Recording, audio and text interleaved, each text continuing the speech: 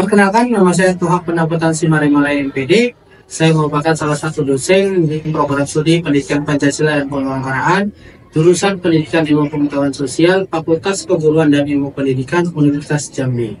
Saya di sini dipercaya selaku pemangku mata kuliah Pendidikan Kewarganegaraan. Mata kuliah Pendidikan Kewarganegaraan ini akan diangku oleh saya bagi mahasiswa yang mengambil mata kuliah ini pada semester 1 maupun semester 2. Khusus untuk program studi Pendidikan Pancasila dan Kewarganegaraan, mata kuliah ini akan didapat atau bahkan bisa diakses di semester 2. Mata kuliah ini akan saya ajarkan semester 2, semester 6 yang sedang berlangsung, dan adapun rencana pembelajaran semester yang sudah saya susun terdiri dari yang namanya CPL, capaian pembelajaran lulusan, yaitu yang terdiri dari S4. Untuk skala pengetahuan yaitu ada P2. Selanjutnya keterampilan umum itu diambil dari KU1. Yang terakhir memiliki keterampilan khusus yaitu KK2. Dari CPL tersebut diturunkan menjadi CPMK, capaian pembelajaran mata kuliah, yaitu mampu berkontribusi berperan sebagai warga negara yang bangga dan cinta tanah air, memiliki nasionalisme serta rasa tanggung jawab pada negara dan bangsa. Deskripsi mata kuliah. Mata kuliah ini membahas tentang konsep teoritis mengenai esensi kewarganegaraan, diantaranya satu, hakikat pendidikan kewarganegaraan. Yang kedua, esensi dan urgensi identitas nasional. Yang ketiga, integrasi nasional. Yang keempat, kesadaran berkonstitusi. Yang kelima, kewajiban dan hak. Yang keenam, esensi urgensi demokrasi. Yang ketujuh, penegakan negara hukum. Yang kedelapan, urgensi wawasan Nusantara. Yang terakhir adalah urgensi dan tantangan ketahanan nasional. Dari CPMK tadi diturunkan menjadi sub CPMK, yaitu terdiri dari 6 sub CPMK. Yang pertama itu mampu menganalisis konsep dan urgensi pendidikan kewarganegaraan dalam mencerdaskan kehidupan bangsa. Yang selanjutnya mampu mengkritisi tentang dinamika dan tantangan identitas serta integrasi nasional. Yang sub CPMK 3 mampu membandingkan konstitusi di berbagai negara secara global. Yang selanjutnya CPMK 4 mampu mengevaluasi penerapan hak dan kewajiban warga negara. Selanjutnya sub CPMK 5 mampu mengkritisi penegakan hukum di Indonesia. Sub CPMK 6 mampu mendesain konsep integrasi nasional dengan pemahaman wawasan Nusantara. Yaitu dari sub CPMK itu ada materi bahan kajian yang terdiri dari 9 bahan kajian dan sumber rujukan, di mana sumber rujukan ada beberapa sumber rujukan yang merupakan juga dari hasil penelitian-penelitian yang saya sudah lakukan, yaitu salah satunya yang sudah terindeks Sinta 1 maupun Sinta 2 maupun Sinta 3 yang berjudul tentang profil pelajar Pancasila berbasis kearifan lokal suku anak dalam Jambi. Yang selanjutnya Sekolah Pancasila and Educational Empowerment Effort for suku anak dalam in Sekaladi Jambi. Yang selanjutnya juga tentang nilai budaya Seloku adat Melayu Jambi sebagai bahan ajar berbasis profil pelajar Pancasila. Yang selanjutnya juga tentang capacity building gerakan milenial lintas iman berwawasan kebangsaan melalui pluralism literasi class dengan pembuatan platform digital. Yang selanjutnya juga ada project citizen pada mata kuliah wajib kurikulum.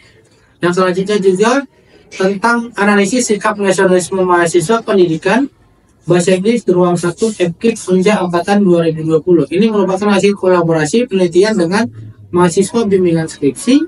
Yang nomor 11 yaitu development of project citizen based on local wisdom in citizenship education at Department of Social Science Education at KIP Universitas Jambi. Yang selanjutnya yang terakhir yaitu adanya artikel yang berjudul penguatan karakter religius melalui program pembaktian di sekolah menengah pertama Kristen Badan Pendidikan Kristen SMK BPK pada Grup Cimahi. Di Universitas Jambi itu telah menerapkan yang namanya e-learning, di mana e-learning ini menjadi wadah bagi mahasiswa maupun dosen dalam proses memandu perkuliahan yang membantu baik dari pengumuman maupun penyampaian sumber-sumber buku, sumber rujukan yang digunakan maupun pengumpulan tugas-tugas maupun materi yang akan dicantumkan. Di mana khusus untuk topik ini yaitu tentang identitas nasional yang sudah saya submit di e-learning Universitas Jambi. Mungkin itu yang menjadi penyampaian perihal perkuliahan ini. Kurang lebihnya mohon maaf, saya kembalikan dan terima kasih. Ya, selamat pagi rekan-rekan mahasiswa. Pagi. Gimana keadaannya? Baik. Sehat ya? Sehat. Mungkin cuaca sedang mendung, tapi kita semua masih semangat untuk belajar. Untuk hari ini kira-kira siapa yang belum hadir? Hadir. Ada ya? Siapa? Hadir. Ya, jadi yang akan kita isi di kantor harian disiapkan yang bagi yang belum hadir. Oke. Sebelum kita mulai perkuliahan, mohon teman-teman mahasiswa coba dilihat sampah yang ada di bawah tempat duduknya. Jika ada, silakan dibuang ke tempatnya. Silakan dibuang.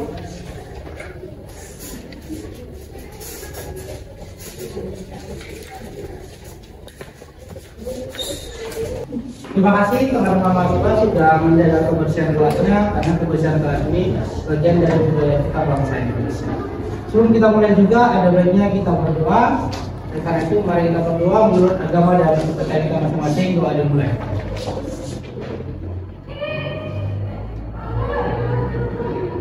Doa selesai. Ayo rekan-rekan mahasiswa, ada yang masih ingat materi minggu lalu? Silakan. Oke. Hakikat pendidikan Pancasila dan Negara. Iya, materi minggu lalu perihal tentang hakikat pendidikan kewarganegaraan. Ada yang tahu apa sih makna hakikat pendidikan kewarganegaraan itu? Iya, ada yang masih ingat? Atau bahkan apa tujuan dari pendidikan kewarganegaraan itu? Oke, silakan Andres. Hakikat dari pendidikan kewarganegaraan itu artinya pendidikan Pancasila dan kewarganegaraan itu harus dipelajari mulai dari tingkatan dasar seperti dari SD, SMP, SMA, bahkan pun di perguruan tinggi. Di mana di perguruan tinggi kita dapat mendapatkan mata kuliah Pancasila atau kewarganegaraan. Dan juga tujuan dari pendidikan kewarganegaraan ini adalah untuk membentuk masyarakat Indonesia menjadi warga negara yang baik, dalam artiannya memiliki karakter yang baik. Iya, tepuk tangan dulu makanya. Ya, hakikat itu artinya apa? Pendidikan kewarganegaraan itu dipelajari mulai dari pendidikan jenjang yang paling rendah sampai yang paling tinggi. Termasuk sekarang ini, Anda sedang belajar mata kuliah pendidikan kewarganegaraan. Dan tujuannya adalah to be good and smart citizenship. Artinya apa? Bukan hanya warga negara yang pintar, tapi harus baik juga dalam segi karakter tadi. Karena apa? Indonesia tidak kekurangan orang pintar, tapi kekurangan orang baik atau orang yang berkarakter. Oke, untuk selanjutnya, hari ini kita akan masuk ke topik kita, yaitu ini ada pembelajarannya dari HPS. Anda boleh buka di e-learningnya ya. Di e-learning yang saya sudah tampilkan itu ada, lihat HPS-nya. Nanti Anda lihat di HPS-nya ini di pertemuan ketiga, di minggu ketiga.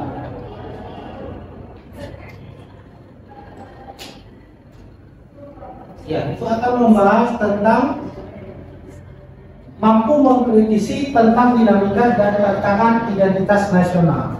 Dalam proses pembelajaran juga nanti akan ada kelompok kecil atau small group discussion. Nanti ada juga kasus yang akan kita berikan untuk diselesaikan. Oke? Ya, kita lanjut ke topik materi kita ya. Ya, ini dia learning outcomes-nya. Selanjutnya, apa goals atau pencapaian kita? Yang pertama itu ada namanya JPMK. Ada yang berkenan membacanya? Silakan. JPMK apa? Silakan. Oke, silakan. Tidak bisa. JPMK itu mampu memahami teori, prinsip, proses serta nilai, norma, dan moral yang menjadi muatan kurikulum dan proses pembelajaran dan atau kebudayaan dalam konteks pendidikan Pancasila dan kewarganegaraan di jenjang pendidikan dasar, menengah, dan tinggi dan masyarakat atau CPL 2. Ya, ini diambil dari capaian pembelajaran yang 2. Oke, selanjutnya dari CPMK ini saya coba turunkan menjadi sub CPMK. Ada yang berkenan membacanya sub CPMK-nya? Oke, silakan, Marisa. Sub CPMK mampu menjelaskan identitas nasional sebagai upaya untuk menjaga dan mewujudkan integrasi bangsa Indonesia. C2A3 CPMK 2. Iya, sub CPMK-nya harapannya nanti dengan belajar ini Anda mampu menjaga dan mewujudkan integrasi bangsa Indonesia dari identitas nasional. Ini ada indikatornya pertama dalam menjelaskan ragam identitas nasional. Nanti akan dijelaskan ada 10 jenisnya. Selanjutnya ada ketepatan menjelaskan sumber histori, sosiologis, dan politik dari identitas nasional. Tujuan pembelajarannya yaitu mahasiswa mampu memahami identitas nasional. Jadi apa yang menjadi identitas nasional Anda harus kita pahami. Karena apa? Bangsa yang besar itu adalah bangsa yang mengenal sejarah dan budayanya. Oke? Pokok bahasanya adalah identitas nasional. Kita masuk. Ini contoh. Ada yang tahu ini gambar apa yang di atas? Ya, ini KTP saya. Mohon jangan digunakan dalam pinjol ya. Oke. Ini ada KTP dan di bawahnya ada surat izin mengemudi. Ini merupakan kartu identitas saya sebagai warga negara. Ketika ini saya dapat sudah berusia 17 tahun ke atas. Sama dengan teman-teman juga, Anda akan memiliki hak ini, yaitu memiliki KTP maupun surat izin mengemudi ketika Anda sudah layak dikatakan menurut undang-undang, yaitu minimal berusia 17 tahun. Oke? Itu adalah contoh sederhana dari identitas individu, ya individu dalam cakup warga negara. Oke, selanjutnya kita masuk apa sih pengertian dari nasional ini menurut dari kamus Oxford, yaitu adanya hubungan yang dinamakan nation, artinya adanya kedaerahan yang dihubungkan dengan sifat kebangsaan. Yang kedua, adanya kepemilikan, adanya kontrol, adanya support keuangan baik melalui APBN maupun APBD tadi yang disebut dari pemerintah pusat. Itu pengertian dari nasional tadi. Sedangkan untuk pengertian identitas adalah apa? Karakteristik seseorang yang membedakannya dengan orang lain. Contohnya itu apa? Contoh sederhananya dari identitas ini. Kalau KTP tadi kan sebagai warga negara. Kalau Anda secara individu gimana? Apa bedanya? Gimana? Jenis kelamin. Oke, ada lagi? Coba dilihat dulu jarinya. Iya. Ada nggak yang sidik jarinya sama? Tidak. Kembar siam sekalipun itu sidik jarinya masih berbeda. Itulah yang membedakan Anda dengan termasuk juga dari segi karakter tadi. Kalau kita memiliki karakter yang baik, itulah salah satu ciri yang membedakan kita dengan orang lain. Oke, paham ya? Atau ada yang mau ditanya? Oke, lanjut. Ya, ini tadi yang saya mau sampaikan. Ternyata ada jenis-jenisnya dari identitas nasional. Apa? Yang pertama ada primer dan ada sekunder. Primer ini yang utama. Yang utama itu apa maksudnya? Berbau identitas atau etnik atau kesukuan. Itu yang paling utama. Selanjutnya apa? Dari identitas etnik kesukuan ini diturunkanlah menjadi sekunder atau yang kedua. Apa? Ini berdasarkan mutual agreement. Apa maksudnya mutual agreement? Ada yang tahu? Ada? Mutual agreement itu semacam kesepakatan bersama. Kesepakatan bersama dari para founding father kita yang memutuskan, oh ternyata identitas nasional kita ada 10. Inilah hasil dari mutual agreement tadi. Apa aja dia? Yang pertama ada yang berbentuk simbol dan ada yang berbentuk non simbol. Yang simbol apa ini? Yang pertama bendera nasional. Apa bendera nasional kita? Mengganti ya. Oke, yang selanjutnya apa?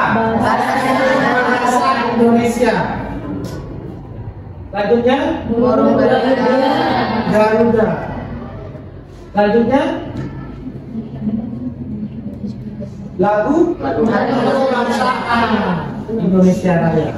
Itu yang berbasis simbol, di mana yang berbasis simbol ini itu sudah ditetapkan dalam Undang-Undang Dasar kita, mulai dari pasal 35 hingga pasal 36B.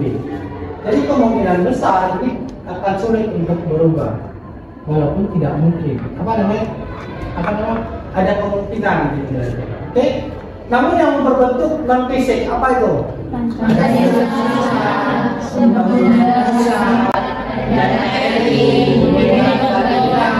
Arsiklabu insight ini tahu apa?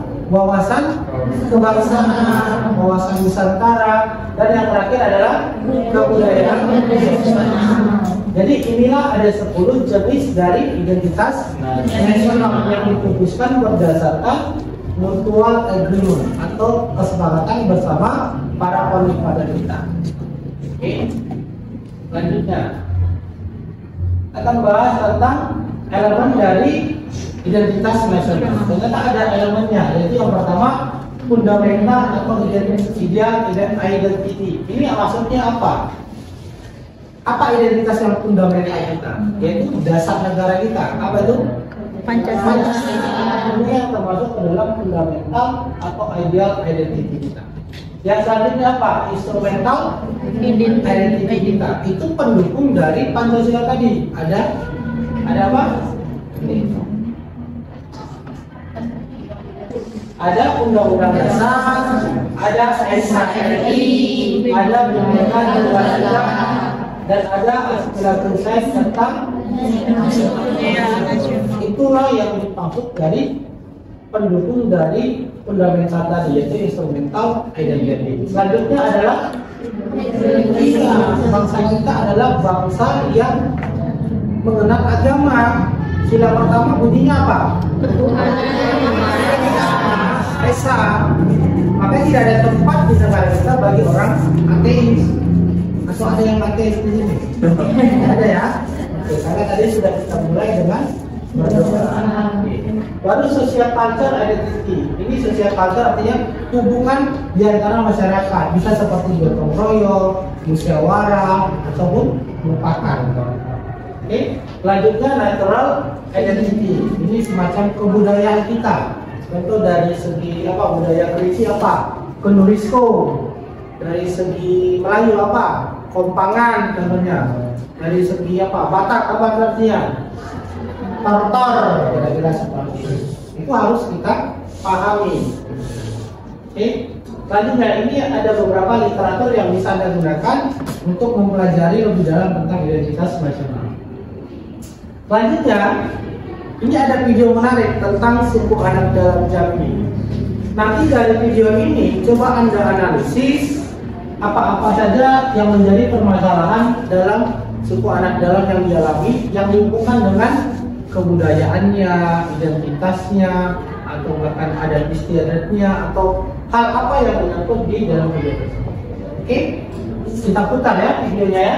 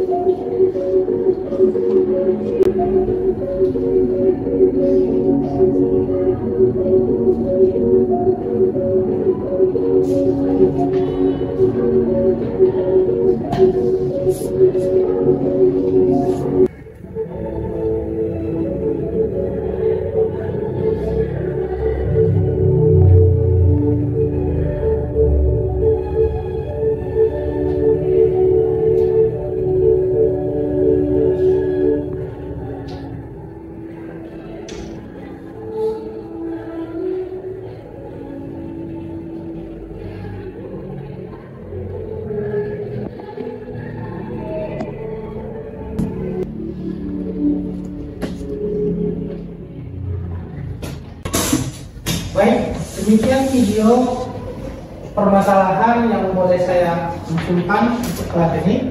Untuk selanjutnya dari video tersebut akan kita analisis nanti apa dampaknya sebenarnya identitas nasional mereka sebelum atau bahkan sesudah permasalahan ini muncul, dan apa dampak negatifnya mohon diuraikan. Untuk selanjutnya kita akan bagi ke dalam kelompok, mungkin 3 kelompok ya. 3 kelompok, silakan mungkin pembagiannya mungkin ini kelompok 1, kelompok 2, ini kelompok 3. Jadi nanti yang akan diuraikan oleh masing-masing kelompok adalah mempresentasikan apa identitas aslinya, apa identitasnya yang setelah sudah modernisasi, dan apa dampaknya setelah perubahan identitas yang mereka alami tadi, yaitu suku anak. Oke, silakan berdiskusi, kita berikan waktu 15 menit dimulai dari sekarang. Silakan duduknya berkelompok.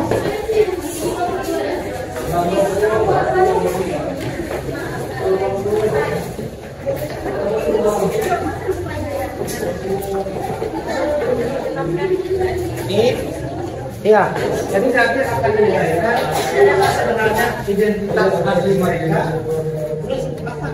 Jadi perubahan identitas tadi kan katanya kan? Nah, apa perubahan tersebut?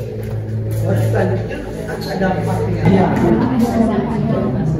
Jadi tadi kan awalnya kan mereka hidup di sini secara nomaden. Sekarang yang perlu dilihat itu kan yang aslinya. Setelah perubahan itu bagaimana? Kan semua kan baik. Untuk selanjutnya kita akan minta nanti perwakilan kelompok untuk membacakan hasil diskusinya dari tempat duduknya aja masing-masing. Oke? Oke, Pak. Oke, waktu sudah habis ya. Oke, baik. Karena waktu sudah habis, kita mulai dari kelompok pertama dulu. Silakan kelompok pertama. Perkenalkan, saya Melisa dari kelompok 1. Inilah hasil diskusi dari kelompok kami. Nah, dampak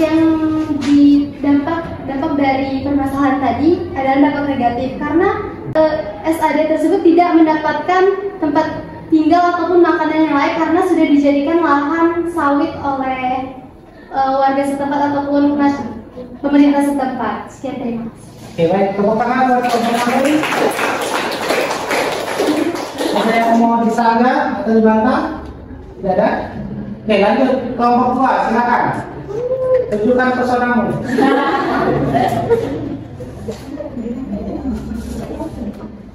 Baiklah, perkenalkan nama saya Melisa dari kelompok 2. Yang pertama itu mengenai identitas asli dari suku Nadalam itu sendiri. Yang pertama itu kan identitas aslinya itu adalah orang yang menetap di suatu daerah perkebunan itu sendiri, dan orang-orang itu akan sulit mencari tempat tinggal yang tidak menetap gitu. Jadi selalu berpindah-pindah.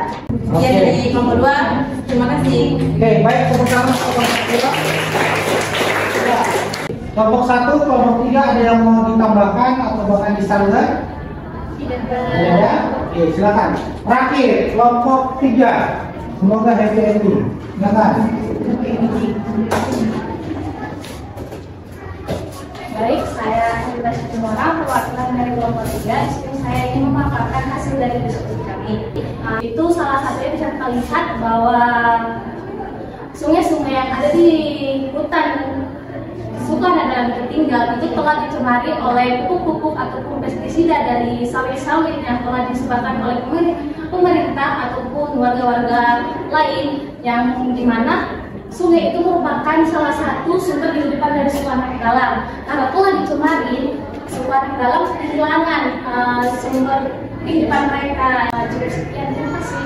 Baik, tepuk tangan buat Kelompok 3 juga sepakat bahwasanya perubahan identitas yang dialami oleh suku anak dalam akibat perubahan alih fungsi lahan tadi yang awalnya dari hutan menjadi lahan perkebunan yaitu sawit itu memiliki dampak negatif. Tadi sudah diuraikan juga oleh kelompok 1, suku anak dalam itu baik secara ajas kewarganegaraan ius winis maupun ius soli itu merupakan warga negara Indonesia, walaupun dalam tanda kutip mereka masih banyak yang belum memiliki KTP, kartu keluarga, akta kelahiran dan lain sebagainya. Dan diperkuat juga tadi oleh kelompok 2, ternyata pengalihan fungsi lahan tadi akan mengurangi sumber pencaharian mereka. Bahkan diperkuat lagi dengan kelompok 3, di mana sumber kehidupan mereka seperti air yang awalnya bersih sekarang sudah tercemar akibat dari pestisida maupun dari racun yang diakibatkan oleh lahan perkebunan, baik yang dimiliki oleh perusahaan maupun dimiliki oleh masyarakat sekitar. Inilah yang menjadi permasalahan. Mudah-mudahan harapan kita ke depan ini tidak terjadi lagi, karena apapun ceritanya, suku anak dalam itu adalah masyarakat asli yang memiliki adat istiadat yang masih memegang teguh dalam menjaga hutan Indonesia, khususnya di Provinsi Jambi. Bagi Anda generasi muda sekarang ini, harapannya belajar kita dari suku anak dalam untuk lebih mencintai identitas kita masing-masing. Jangan malu kita memiliki identitas, saya Melayu, saya Batak, saya Jawa, saya Kerinci, itu menjadi sebuah kebanggaan bagi kita. Oke, kita ambil pembelajaran dari suku anak dalam ini. Untuk selanjutnya, tepuk tangan dulu buat kita semuanya. Baik, untuk selanjutnya kita akan menyimpulkan dari topik materi mata kuliah pendidikan kewarganegaraan dengan pembelajaran tentang identitas nasional. Silakan dari perwakilan kelompok atau siapapun dari kelas kita yang berkenan untuk membacakan kesimpulan ini. Kalau jadi Hindu, janganlah jadi orang India. Kalau jadi Islam, janganlah jadi orang Arab. Kalau jadi Kristen, janganlah jadi orang Yahudi. Tetaplah jadi orang Nusantara dengan adat budaya Nusantara yang kaya raya ini. Oke.